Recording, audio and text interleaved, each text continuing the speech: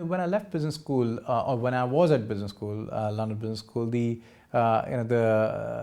more exciting opportunities seemed to be in the consulting or the banking space. So I also ventured in that direction, wanted to be a consultant, and got a few offers. Joined Booz Allen Hamilton at that time, as it was called, in the London office.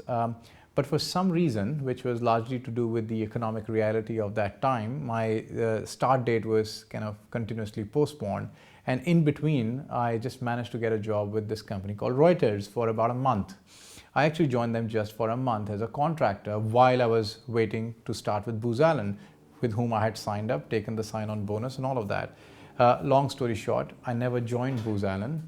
I continued to work with Reuters, worked on some very exciting projects in London, in New York, in India, and then 4 years down that path, this idea came up, which is what I currently run, called Reuters Market Light, or at that time called Project Market Light.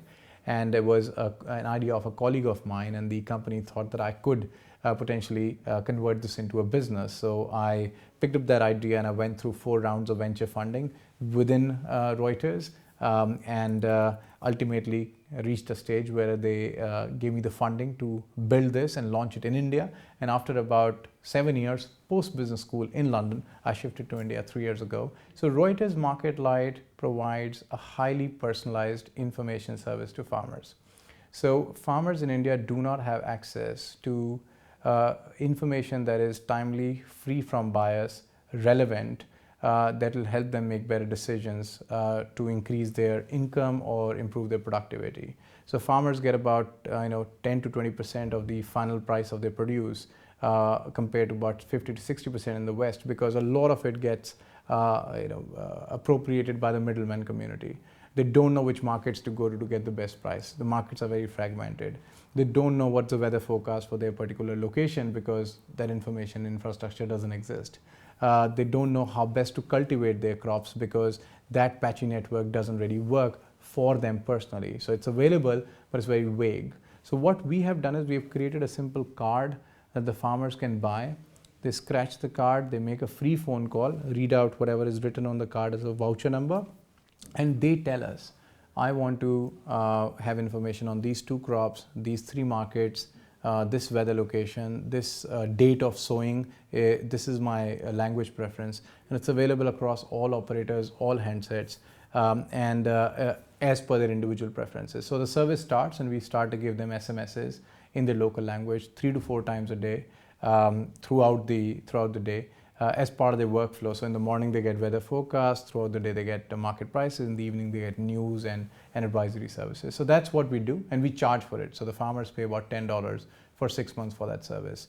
And we also have an institutional business where the large companies buy these cards and give to the farmers for free. And the farmers benefit, the large companies benefit because they get some CRM solution on the card, and we benefit because we ultimately, it helps us become profitable. So that's what Reuters Market Light in a nutshell is. And it's now in about 25,000 villages, has reached about 500,000 unique cumulative customers and about 2 million users through sharing.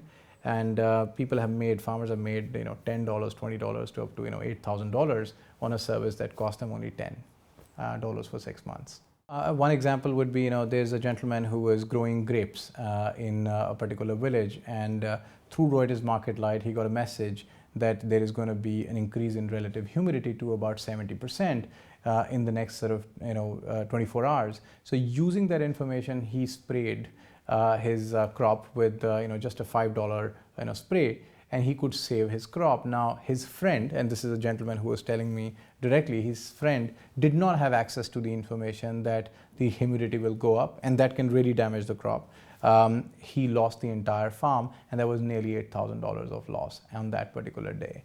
There are farmers who are saying, look, I was selling my bananas for 4 rupees a kilo, and the middleman came to buy from me, and I said, I'll sell for 9 rupees. And he said, why? He took out the phone and showed the RML messages saying, look, the prices have gone up in the nearby markets, which are just 2 hours away, and I'm going to only sell you for 9. And then he negotiated, got 7 rupees. So he had a 75% increase in income without really changing the market, changing the buyer, or changing the time, just because he had Reuters Market Light information with him, personalized to his individual needs. So that's what really RML is about. And that's what we have innovated. We have innovated on the content sourcing, on the technology platform, and on the product delivery to convert this into a useful service for the farmer.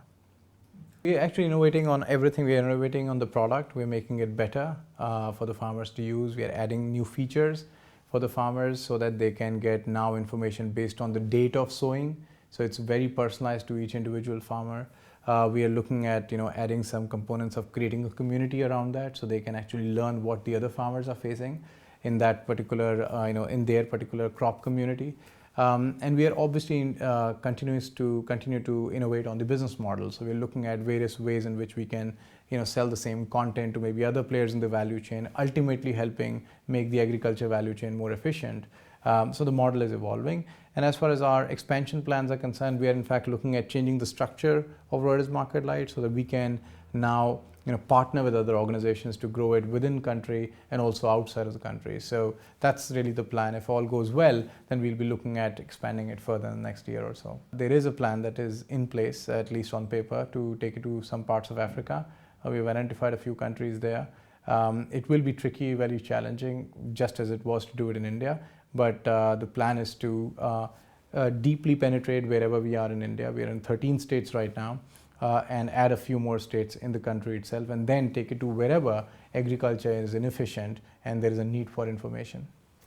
I think the same sort of technology will be used to deliver a lot of non-agriculture related services as well, or not just information services, but as we have learned, money transfer, which is a fantastic example of M-Pesa that Nick spoke about today, or transactions that will be enabled on mobile phones. So there's a clear role that mobility will play in helping address some of the tricky issues that have been faced by the sort of bottom of the economic pyramid community, because this is an affordable and accessible device, and this is sometimes, and quite often actually, the first route to internet for a lot of people who use it in rural parts of the world, particularly in India.